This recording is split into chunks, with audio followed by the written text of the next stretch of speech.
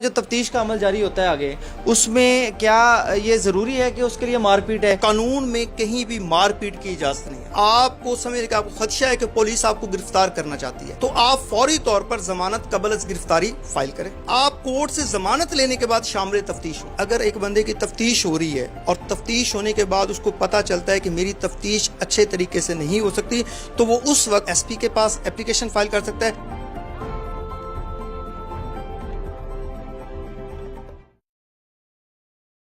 بسم اللہ الرحمن الرحیم، السلام علیکم۔ آپ دیکھ رہے ہیں جسٹ ون ٹی وی۔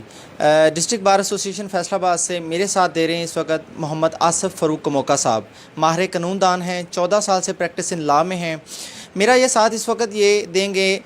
تفتیش کے حوالے سے۔ تفتیش کیا ہے؟ تفتیش کو اہم لفظوں میں کہا کیا جاتا ہے؟ کیوں ہم اس سے ڈرتے ہیں؟ کیوں ہم پولیس سے اتنا ڈرتے ہیں؟ آصف کموکا صاحب، آپ کو جسٹ ون ٹی وی پہ خوش آمدید۔ Thank you. آصف صاحب، مجھے یہ بتائیں کہ جو تفتیش ہے بیسیکلی یہ ہے کیا اور کیوں ہم اس چیز سے اتنا ڈرتے ہیں؟ سب سے پہلی بات تو یہ ہے کہ تفتیش جو ہے اس چیز کو کہا جاتا ہے کہ جو کہ ایف آئی آر درج ہونے کے بعد کی جاتی ہے۔ یہ چیز میں اپنے آڈینس کو بڑی کلیئرلی بتا دوں کہ تفتیش کا جو مرحلہ ہے، سٹیپ جو ہے، وہ ایف آئی آر درج ہونے کے بعد کا ہے۔ یہ مجھے بتائیں کہ ایف آئی آر درج کروانے کا کیا طریقہ کار ہوتا ہے؟ کیوں ہمارے لوگ جو ہیں، عام شریف شہری جو ہے، یہ کیوں اس سے بھاگتا ہے؟ جب بھی کوئی جرم سرزد ہوتا ہے اور جو بھی اس کو متعلق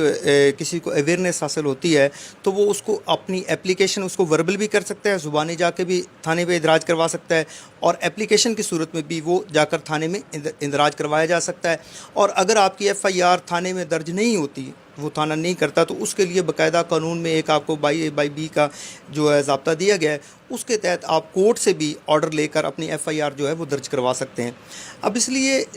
جب آپ تفتیش کرتے ہیں تو تفتیش کے مختلف مراحل ہیں۔ سب سے پہلے کہ تفتیش کن کن مراحل پہ ہوتی ہے، ایک ہے قابل دست اندازی جرائم اور دوسرا ہے ناقابل دست اندازی جرائم۔ یہ جرائم کی دو اقسام ہیں۔ قابل دست اندازی جو جرائم ہوتے ہیں اس میں یہ چیز ہوتی ہے کہ پولیس بغیر مجسٹریٹ کی اجازت کے وہ تفتیش اپنی ایف آئی آر بھی درج کرتی ہے اور جو اس کی تفتیش بھی کرتی ہے۔ لیکن ناقابل دست اندازی جو جرائم ہوتے ہیں اس میں پولیس مجسٹریٹ کی اجازت کے بغیر جو ہے وہ اپنے کام کا آغاز نہیں کر سکتی۔ اب ہوتا کیا ہے کہ ہمارے ہاں جو پریکٹس ہے وہ پریکٹس یہ ہے کہ جب کبھی کوئی جرم وقوع سرزد ہوتا ہے، ناقابل دست اندازی جرائم ہی ہوتے ہیں، تو پولیس اس کے ساتھ کوئی نہ کوئی ایسا جرم لگا دیتی ہے جو کہ قابل دست اندازی جرم کی میں فال کرتا ہے۔ تو اس لحاظ سے جب وہ ناقابل دست اندازی جرم کے ساتھ قابل دست اندازی جرم کو وہ ساتھ اٹیچ کر دیتی ہے تو پھر پولیس جو ہے اس کے لیے مجسٹریٹ کی اجازت کا ان کو درکار نہیں ہوتی، وہ اس پہ اپنی جو ہے آگے فائنڈنگ، اپنی جو تفتیش ہے وہ آگے کیری آن کرتے ہیں۔ سر، یہ تفتیش میں یہ بات کیوں واضح ہمیں بتائی جاتی ہے، ہم کیوں اتنا ڈرتے ہیں کہ مار پیٹ ہی اس میں شامل ہے؟ کوئی بھی بندہ جو ہے وہ تھانے جانے سے ڈرتا ہے، ایف آئی آر درج کروانے سے ڈرتا ہے۔ اس میں جو ایف آئی آر تو درج ہو جاتی ہے لیکن اس کے بعد جو تفتیش کا عمل جاری ہوتا ہے آگے اس میں کیا یہ ضروری ہے کہ اس کے لیے مار پیٹ ہے؟ کیا کوئی اور طریقہ نہیں ہوتا اس کے لیے تفتیش کرنے کا، یا اس میں کچھ شواہد اکٹھے کرنے ہوتے ہیں؟ میں یہ بتاتا ہوں کہ جس طریقے سے یہ ایک ہمارا کلچر بن گیا ہے، قانون میں کہیں بھی مار پیٹ کی اجازت نہیں ہے۔ تو سر پاکستان میں تو مار پیٹ چلتی ہے نا؟ یہاں پر تو سب کچھ چلتا ہے، یہاں پر تو سب کچھ چلتا ہے، قانون کے علاوہ سب کچھ چلتا ہے۔ رائٹ، بات کلیئر ہوگی۔ اب بات یہ ہے کہ تفتیش کے اندر مار پیٹ کی اجازت نہیں ہے۔ میں نے جیسا کہ پہلے واضح کیا کہ کسی بھی جرم کا جو سرزد ہونا، اس حوالے سے ایویڈنس کو کلیکٹ کرنا اور کس نے کیا جرم، اس حوالے سے تمام چیزوں کو صفائی مثل پر لے کر آنا، ریکارڈ پر لے کر آنا، اس چیز کو تفتیش کہا جاتا ہے۔ قانون میں پی پی سی، سی آر پی سی میں کسی بھی جگہ مار پیٹ کا کوئی کانسیپٹ نہیں ہے۔ اس کے لیے ایک تھوڑی سی آپ کو میں ریمیڈی اویل بتا دیتا ہوں۔ اگر جب آپ کے خلاف ایف آئی آر ہو جائے اور آپ کو سمجھ کہ آپ کو خدشہ ہے کہ پولیس آپ کو گرفتار کرنا چاہتی ہے تو آپ فوری طور پر ضمانت قبل از گرفتاری فائل کریں تاکہ آپ کورٹ سے ضمانت لینے کے بعد شامل تفتیش ہوں۔ ایک تو اس لحاظ سے آپ جو ہے وہ جو پولیس کی کسی قسم کی کوئی زیادتی ہے اس سے بچ سکتے ہیں۔ بات کلیئر ہوئے۔ اور اس کے بعد اگر قبل از گرفتاری ضمانت کے بعد اگر آپ کی گرفتاری ہو جاتی ہے ٹھیک ہے جی، آپ کی مثلا بیل الاؤ نہیں ہوتی اور آپ کی گرفتاری ہو جاتی ہے، تو دین بھی پولیس کے تشدد سے، پولیس کے مار پیٹ سے بچنے کے لیے پھر آپ کو فوری طور پر علاقہ مجسٹریٹ کو میڈیکل کی اپلیکیشن فائل کرنی چاہیے. نہیں، جو میڈیکل کی فائل ہے میڈیکل وہ اگر کی ہمیں application file. اگر ہمیں میڈیکل کی نہیں دیتا، ڈاکٹر نہیں دیتے، تو کیا ہمیں فوری طور پہ سول یا لائٹ میں جانا پڑے گا اس کی میڈیکل لینے کے لیے؟ میری بات کو آپ انڈرسٹینڈ نہیں کہ اس کے لیے سول اور لائٹ میں جانے کی ضرورت نہیں ہے. جب آپ گرفتار ہو چکے ہیں، گرفتار ہو چکے ہیں تو گرفتار ہونے کے بعد فوری طور پر آپ کو اپنے وکیل کے تھرو، اپنے ایڈوکیٹ کے تھرو علاقہ مجسٹریٹ کو آپ اپلیکیشن دے کہ میرا جو ہے طبی معائنہ کروایا جائے، تاکہ جب طبی معائنہ آپ پولیس کی کسٹڈی میں چلے گئے اور آپ کی طبی معائنے کی اپلیکیشن آ چکی ہے، اب اس کے بعد وہ فائل پہ آپ کا میڈیکل آ گیا ہے، اب اس کے بعد اگر تشدد پولیس کرتی ہے تو وہ چیز آپ کی ایویڈنس میں آ جائے گی، ریکارڈ پر آ جائے گی کہ جب پولیس نے آپ کو گرفتار کیا تو اس وقت ایسی کوئی کسی قسم کے تشدد کے نشانات یا کوئی زیادتی آپ کی باڈی پہ نہیں تھی. لیکن بعد ازاں جب آپ کے پہ پولیس نے کسی قسم کا تشدد کیا تو وہ ریکارڈ پہ آ جائے گا. کل کو آپ اس کو آرگو کر سکتے ہیں کہ پولیس نے آپ سے یہ جرم یا یہ آپ کے ساتھ زیادتی کی ہے، اور پولیس کے خلاف آپ کوئی نہ کوئی اپلیکیشن فائل کر سکتے ہیں. نہیں تو کیا اس میں جو پولیس والے ہیں ان کو کیا سزا مل سکتی ہے اس کے اوپر، جو اگر وہ انہوں نے میڈیکل ہونے کے بعد یا میڈیکل نہ ہونے کے بعد ان کو مار پیٹ کیا ہوگا؟ جی بالکل، اس میں باقاعدہ جو ہے پی پی سی میں باقاعدہ سیکشن موجود ہیں کہ اگر پولیس آپ کے خلاف جو اس قسم کے کوئی غلط اقدامات کرتی ہے تو آپ پولیس کے خلاف پی پی سی کے خاص جو سیکشنز ہیں ان کے تحت اپلیکیشن آپ دے سکتے ہیں. کیا پولیس کو سزا ملتی ہے اس چیز کی؟ وہ کم سزا ملتی ہے، یہ ایک علیحدہ چیپٹر ہے، کیونکہ ہمارے یہاں پریکٹس نہیں ہے. میں نے آپ کو بتایا کہ کوئی پریکٹس، کیونکہ کسی کے پاس وہ اتنی کورٹ کچہری وقت لگانا، کورٹ کچہری میں جانا، اپلیکیشن فائل کرنا، ایویڈنس کو فیس کرنا اور پھر جا کے کسی وہ سزا اور جزا کے نتیجے تک پہنچنا، یہ ہم اس کو فیس نہیں کر پاتے. اور ہم بہتر کرتے ہیں، ہم کہتے ہیں کہ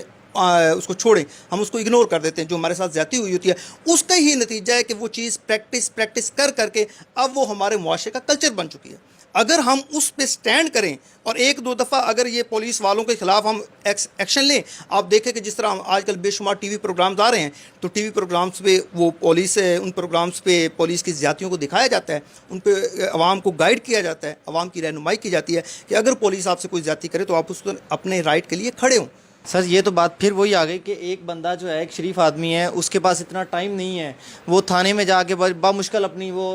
رپٹ درج کروا رہا ہے، پھر اس کے بعد وہ تفتیش میں شامل ہو رہا ہے، پھر اس کے بعد اگر وہ اس کے ساتھ زیادتی ہوتی ہے پھر اس کو تھانے کے کچہری میں جا کے اپنا ٹائم ویسٹ کرنا پڑتا ہے. اس کا کوئی شارٹ حل نہیں ہے کہ بھی ہم اگر پولیس ہمیں مارتی ہے تو ہم اس کے خلاف کس طرح جا سکیں وہ اور ہمیں تھانے کچہری سے بھی بچا جا سکے؟ نہیں، یہ تو آپ کو کرنا ہوگا، یعنی یہ چیز تھا کہ اپنے رائٹ کے لیے آپ کو سٹرگل کرنی ہوگی، اپنی کوشش کرنی ہوگی. لیکن اگر آپ کہیں کہ آپ کے ساتھ جو کوئی زیادتی ہوئی ہے تو آپ کو بالکل، ابھی آپ نے سائی وال کا کیس دیکھا ہے، سی ٹی ڈی کا کیس دیکھا ہے،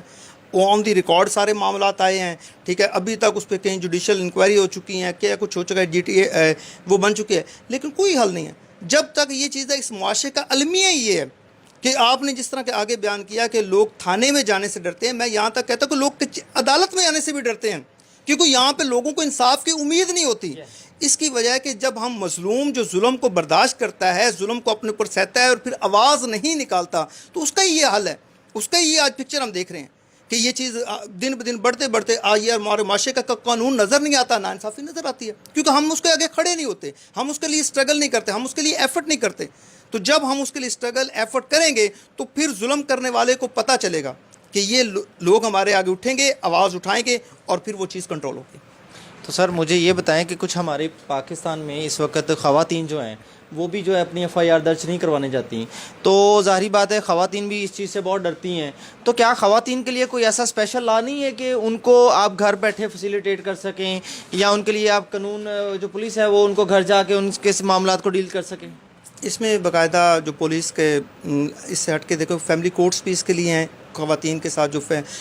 اپنے ازواجی زندگی کے معاملات ہوتے ہیں ان میں اگر کوئی پرابلم آتی ہے تو اس کے لیے فیملی کورٹس ہیں. اور اس کے علاوہ اس کے پروٹیکشن کے حوالے سے، ویمن پروٹیکشن کے حوالے سے متصب کا ادارہ بھی قائم ہے. وہاں پر آپ سمپل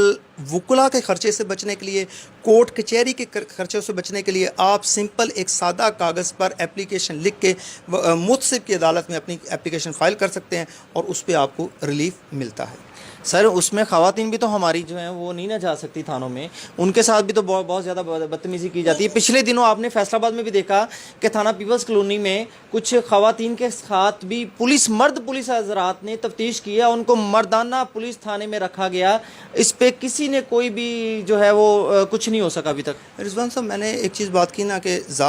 یہ تو ہمارا جب تک ہم بحیثیت قانون سے پہلے اخلاقیات ہے،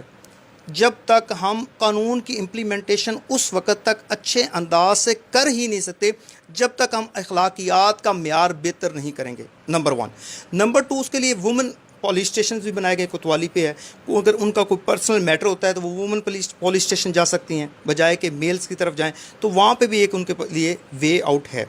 سر وہ وے آؤٹ تو خواتین جاتی ہیں نا، جو خواتین کو گرفتار کر کے مردانہ تھانے میں رکھا جاتا ہے، مرد ان کی تفتیش کرتے ہیں، اس بارے میں بتائیں ان کے لیے کیا خواتین نہیں ہے؟ قانون کے اندر جو ہے جو فیمیل کو جو ہے تھانے پہ نہیں رکھا جا سکتا، ٹھیک ہے جی، یہ قانون ضابطہ بتاتا ہے، لیکن اگر کوئی اس قسم کی ہو تو فوری طور پر اس کے لیے آپ علاقہ مجسٹریٹ کو اسی وقت اپلیکیشن فائل کریں اور آپ کو جو اس کا ریلیف ملے گا۔ جو تفتیش کا جو اصل پروسیجر ہے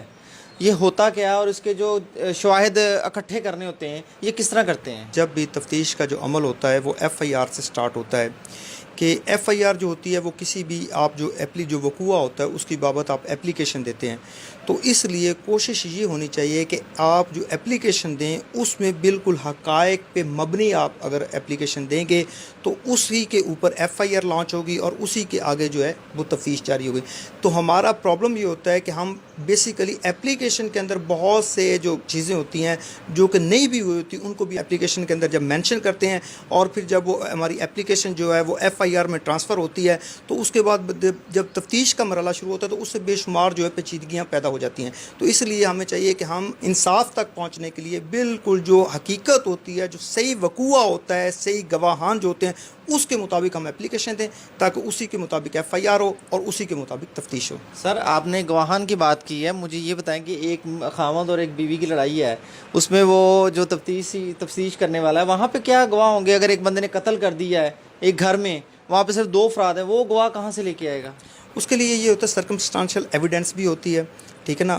وہ لازماً نہیں کہ اگر کسی وقوعے کا کوئی گواہ نہیں ہے، کسی جرم کے سرزد ہونے کا کوئی گواہ نہیں ہے تو وہ جرم سرزد ہوا ہی نہیں ہے۔ اس کے لیے آپ سرکمسٹانشل ایویڈنس بھی کلیکٹ کر سکتے ہیں، میڈیکل ایویڈنس بھی ہو سکتی ہے، ان تمام چیزوں کو کروبوریٹ کر کے مجرم تک پہنچا جا سکتا ہے۔ تو سر مجھے یہ بتائیں کہ یہ جو تفتیش ہوتی ہے اس کا ٹائم لیمٹ کیا ہوتی ہے، کتنی دیر میں اس کو کمپلیٹ کیا جا سکتا ہے؟ اس میں کم سے کم جو ہے 24 گھنٹے کے اندر اندر آپ اپنی تفتیش مکمل کرنی ہوتی ہے، اور زیادہ سے زیادہ جو عام کیسز ہوتے ہیں جو پی پی سی کے تحت ہوتے ہیں اس میں 14 دن کا ہوتا ہے کہ 14 دن کے اندر اندر آپ تفتیش مکمل کر کے چلان جو ہے عدالت میں سبمٹ کریں، اور جو دہشت گردی اور نیب وغیرہ کے جو کیسز ہیں ان میں اس کا ٹائم پیریڈ تقریباً 90 روز کا ہے، اور اس سے زیادہ بھی جو کورٹ کی اجازت کے ساتھ ہو سکتا ہے۔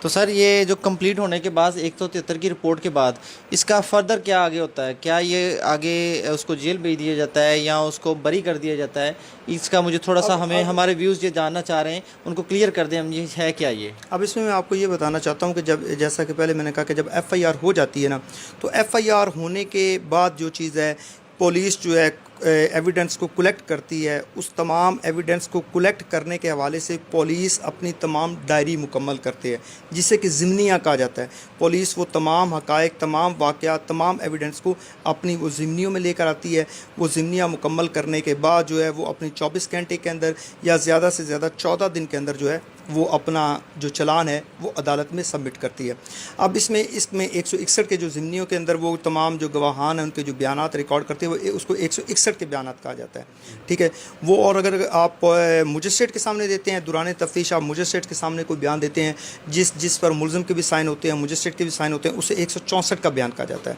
تو اب یہ چیز ہوتی ہے کہ پولیس تمام کا تمام جو ریکارڈ ہے اس کو عدالت میں پیش کرتی ہے۔ میں صرف آپ کو یہ کہہ کہ کسی بھی 173 کی رپورٹ کے سٹارٹ پہ 7 کالم بنے ہوتے ہیں۔ پہلے کالم میں جو ہوتا ہے وہ مستغیث کا نام ہوتا ہے، یعنی جو جس نے کہ FIR کروائی ہوتی ہے، اور اس کے بعد جو خانہ نمبر 2 بہت اہم ہے، خانہ نمبر 2 وہ ہوتا ہے جس میں پولیس اپنی انویسٹیگیشن کے دوران محسوس کرتی ہے کہ اس بندے کا وقوعے کے ساتھ کوئی تعلق نہیں ہے، یہ بندہ بے گناہ ہے، تو اس کو وہ اپنے خانہ نمبر 2 میں لکھتی ہے بے گناہ، یا مفرور ہو، اگر وہ فرار کا اختیار کر گیا، اسکانڈر ہو گیا تو اس کو سرخ سیاہی سے خانہ نمبر 2 میں لکھتی ہے۔ پھر 3 اور 4 کالم بنے ہوئے ہیں، تیسرے کالم میں جو گرفتار شدہ ملزم ہوتے ہیں ان کے نام لکھتی ہے، اور جو ضمانت پہ ہوتے ہیں ان کے نمبر 4 پہ لکھتی ہے، اور پھر اس کے ساتھ ساتھ جو قبضہ برآمدگی، جو تفتیش کا جو سب سے اہم پارٹ ہے وہ برآمدگی ہے۔ اور برآمدگی کے حوالے سے میں آپ کو یہ بتانا چاہوں گا کہ برآمدگی ہمیشہ جو CRPC کا سیکشن 103 ہے وہ بیان کرتا ہے کہ برآمدگی کوئی بھی معزز جو علاقے کے لوگ ہیں جن کے سامنے وقوعہ جہاں پر ہوا ہے وہاں کے اس علاقے کے 2 معزز جو افراد ہیں ان کو بطور وٹنس جو ہے آپ نے رکھنا ہے کہ ان کے سامنے جو ہے برآمدگی ہوئی ہے۔ اور سب سے زیادہ وائلیشن ہماری یہاں پر ہی ہوتی ہے کہ ان کو 103 کی جو خلاف ورزی کی جاتی ہے وہاں پر کیا کہتے ہیں اس وجہ سے کر کے تفتیش میں ڈاؤٹس پیدا ہو جاتے ہیں، جس کی وجہ سے جو کمپلینٹ ہوتا ہے، مستغیث ہوتا ہے، اس کا کیس خراب ہو جاتا ہے۔ ٹھیک ہے جی۔ اس کے بعد ہاں جہاں پر یہ منشیات وغیرہ کے کیسز ہیں ان میں 103 کی پروویژن پہ عمل درآمد کرنا ضروری نہیں ہے، لیکن وہاں پر بھی میں آپ کو یہ بتانا چاہوں گا کہ اگر آپ کو اس سے وقوعے کی آپ کو پہلے اطلاع مل جاتی ہے، آپ کو تیاری کا موقع ملتا ہے، تو دین پھر وہاں پر بھی آپ نے جو ہے 103 جو ضابطہ ہے CRPC کا اس کا خیال رکھنا ہے۔ تو برآمدگی کے حوالے سے جو فرد برآمدگی بنتی ہے اس کے حوالے سے ایک تھانے پہ کم از کم 25 رجسٹر ہوتے ہیں، جو 25 رجسٹر جو ہوتے ہیں وہ تمام ایک علاقے کا جو اسٹیشن ہوتا ہے اس کے گرد و نواح کو پرامن بنانے کے لیے ان رجسٹرز کا بہت اہم کردار ہوتا ہے۔ لیکن بدقسمتی یہ ہے کہ ان رجسٹر کو کمپلیٹ ہی نہیں کیا جاتا، کمپلیٹ نہ ہونے کی وجہ سے، ان کو پروسیجر کا حصہ نہ بنانے کی وجہ سے ہمارے جو معاشرہ ہے وہ ڈسٹرب ہے، ہماری تفتیش جو ہے وہ ڈسٹرب ہوتی ہے۔ اس کے بعد جو 6 نمبر کالم ہوتا ہے اس میں کیا کہتے ہیں گواہان جو وٹنس ہوتے ہیں ان کے نام اور پتے ہوتے ہیں جن کے آپ نے دوران انویسٹیگیشن، دوران تفتیش جو آپ نے ایویڈنس کلیکٹ کی ہوتی ہے، ان کے 161 کے بیانات لیے ہوتے ہیں، ان کو کالم نمبر 6 میں آپ ان کے نام اور جو ہے پتہ جات وغیرہ لکھتے ہیں۔ اور جو 7 نمبر کالم ہوتا ہے اس میں اس وقوعے کی، اس جو FIR کا جو مقدمہ ہوتا ہے اس کی پوری مختصر طور پر بریفنگ دی گئی ہوتی ہے، تاکہ اگر IO کے پاس فائل جائے، تاکہ اس کے پاس علاقہ مجسٹریٹ کے پاس فائل جائے تو وہ بڑے آسان طریقے سے اس کو دیکھ سکے کہ اس میں یہ کیا چیز ہے۔ یعنی ایک یہ جو 173 کی رپورٹ کا پہلا پیج ہے یہ بڑے واضح طریقے سے پکچر کو کلیئر کرتا ہے کہ اکرنس کو شروع سے لے کر آخر تک جو اس کو ڈیفائن کرتا ہے۔ جب آپ 173 کی رپورٹ عدالت میں داخل کر دیتے ہیں تو اس کے بعد ایک چیز ہوتی ہے کہ تتیمہ بیان کا بھی کہا جاتا ہے۔ تتیمہ بیان کی جو ویٹیج ہوتی ہے وہ بہت کم ہوتی ہے، اس کی سیم حیثیت 161 کے بیان کی لیول کی ہوتی ہے، ٹھیک ہے نا۔ اس لیے کیونکہ اس میں جب آپ تتیمہ بیان دیتے ہیں تو اس وقت آپ کیس میں امپرومنٹ کی کوشش کرتے ہیں، ٹھیک ہے جی۔ تو اس حوالے سے جب آپ فریش آپ چلان اپنا داخل جمع کروا سکتے ہیں، تو یہ ضروری نہیں کہ جب آپ نے چلان جمع کروا دیا ہے تو اس کے بعد اگر کوئی ایویڈنس IO کے سامنے آئی تو IO اس پہ بے بس ہے، نہیں، ایسا معاملہ نہیں ہے، بلکہ IO اس پہ فریش چلان بھی عدالت میں جمع کروا سکتا ہے۔ اور اس کے بعد اگر کیا کہتے ہیں IO یہ سمجھتا ہے تفتیش کے بعد کہ یہ چیز ہے کہ ملزم وقوع نہیں ہوا یا ملزم اس کا کوئی کنسرن نہیں ہے، ایک تو اس کے پاس ریمیڈی آلریڈی اویل ہے خانہ نمبر 2 میں کہ وہ اس کو بے گناہ ڈکلیئر کر دے، تاکہ وہ وقت اور پیسہ اور ٹینشن سے وہ ایک عام شہری اس سے سیف رہ سکے۔ اگر اسی طرح کورٹ کے پاس قبل از گرفتاری، بعد از گرفتاری کا، وہاں سے بھی آپ ریلیف لے سکتے ہیں۔ لیکن اگر آپ تمام انویسٹیگیشن، اگر آپ نے اس کو خانہ نمبر 2 میں نہیں لکھا تو لیکن بعد آپ اپنی جب تفتیش مکمل کر لیتے ہیں تو تفتیش مکمل کرنے کے بعد آپ کے سامنے پتہ چلتا ہے کہ یہ جو وقوعہ ہے یہ اپلیکیشن غلط فائل کی گئی تھی، FIR غلط کی گئی، تو لہٰذا اس وقت پھر IO جو ہے اخراج رپورٹ عدالت میں داخل کرتا ہے۔ چلان داخل کرنے کے بعد وہ اخراج رپورٹ داخل کرتا ہے کہ یہ اپلیکیشن جو دی ہے اس میں غلط الزامات لگائے گئے ہیں، غلط FIR ہوئی ہے، کسی قسم کا اکرنس نہیں ہوا، یا اگر ہوا ہے تو اس طرح نہیں ہوا، وہ ساری، اور یہ کون کا وہ ساری کی ساری اخراج رپورٹ عدالت میں فائل کرتا ہے۔ تو عدالت مجسٹریٹ یہ لازماً نہیں ہے کہ مجسٹریٹ اس اخراج رپورٹ سے لازماً طور پر وہ اسے ایگری کرے، اسے ڈس ایگری کر کے مزید اس کو اپنی فائنڈنگ دینے کے لیے IO کو ہدایت کر سکتا ہے۔ تو سر مجھے یہ بتائیں کہ ایک جو مدعی ہے جس نے اپنی رپٹ درج کروائی ہے جو اپنی تفتیش کروا رہا ہے، اگر وہ تفتیشی سے جو سیٹسفائیڈ نہیں ہے، کیا وہ ایس پی صاحب کو اپلیکیشن دے گا یا وہ مجسٹریٹ کو اپلیکیشن دے گا کہ اس کو تبدیل کرنے کے لیے جی میں اس سے سیٹسفائیڈ نہیں ہوں؟ اس کا کیا ہے؟ یہ رضوان صاحب آپ کو بہت اچھا سوال آیا. اب بات یہ ہے کہ اگر ایک بندے کی تفتیش ہو رہی ہے اور تفتیش ہونے کے بعد اس کو پتہ چلتا ہے کہ میری تفتیش اچھے طریقے سے نہیں ہو سکتی، تو وہ اس وقت اپنا ایس پی کے پاس اپلیکیشن فائل کر سکتا ہے کہ میری تفتیش اس سے ٹرانسفر کی جائے، اور یہ 1 2 3 مرتبہ تک آپ ایک تفتیش جو ہے تبدیل کروا سکتے ہیں. ٹھیک ہے جی، یہ آپ کے پاس موقع ہے کہ آپ سمجھتے ہیں کہ جو پولیس جو ہے آپ کے ساتھ انصاف نہیں کر رہی، چاہے آپ مستغیث ہیں، چاہے آپ کمپلیننٹ ہیں، چاہے آپ اکیوزڈ ہیں، دونوں سائڈوں پہ آپ کو یہ رائٹ حاصل ہے، آپ کا یہ حق ہے کہ آپ اپلیکیشن دے کے تفتیش تبدیل کروا سکتے ہیں. اور یہ آپ کو، اگر ہم زیادہ تر یہ یوز نہیں کرتے، بس وہ پولیس تفتیش کر رہی ہے تو پولیس تفتیش کر رہی ہے تو وہ صحیح کر رہی ہے، غلط کر، آپ سیٹسفائی نہیں ہیں، آپ سمجھتے ہیں کہ پولیس دوسری پارٹی سے ملی ہوئی ہے، تو آپ اپلیکیشن دے کے تفتیش تبدیل کروا سکتے ہیں. لیکن سر ایک تو رول تو ایس پی صاحب یہ بھی کہتے ہیں جی کہ اس کی تفتیش جو ہے، جو تفتیشی افسر ہوتا ہے اس کو تبدیل نہیں کیا جا سکتا. اس کو وہاں پہ ہم کیسے شو کریں گے، عام ایک شہری جو ہے کہ کیسے پتہ چلے گا کہ یہ چیز ختم کی جا سکتی ہے، اس کو تبدیل کیا جا سکتا ہے؟ باقاعدہ اس میں لا موجود ہے، پریکٹس میں یہ چیز ہے، اور بالکل یہ ہو سکتی ہے. اور اس میں آپ یہ چیز کہیں کہ وہ آپ کو اپنی اپلیکیشن کے اندر وہ پوائنٹس دینے ہوں گے. میں ایک بڑا اہم آپ کو یہ پوائنٹ بتاؤں کہ آپ کو وہ پوائنٹس دینے ہیں کہ جس کی بنیاد پہ آپ یہ سمجھتے ہیں کہ آپ اگر مستغیث ہیں یا آپ ملزم ہیں اور آپ سمجھتے ہیں کہ پولیس تفتیش صحیح نہیں کر رہی، تو آپ اپلیکیشن میں وہ گراؤنڈز دیں گے کہ یہ چیزیں ہیں جو میرے سامنے آئی ہیں، میں شامل تفتیش ہوا ہوں، مجھے محسوس ہوتا ہے کہ جو آئی او یا پولیس صحیح طریقے سے آئی او تفتیش نہیں کر رہا، تو لہٰذا میری تفتیش تبدیل کی جائے. اگر آپ 100% ہے، آپ کی پولیس جو ہے وہ آپ کی تفتیش جو ہے تبدیل ہوگی. اگر نہیں بھی ہوتا تو با وقت شہادت اس قسم کی جو اپلیکیشن ہے جب صفحہ مثل پہ موجود ہوگی تو وہ آپ کو سپورٹ کرے گی. بہت شکریہ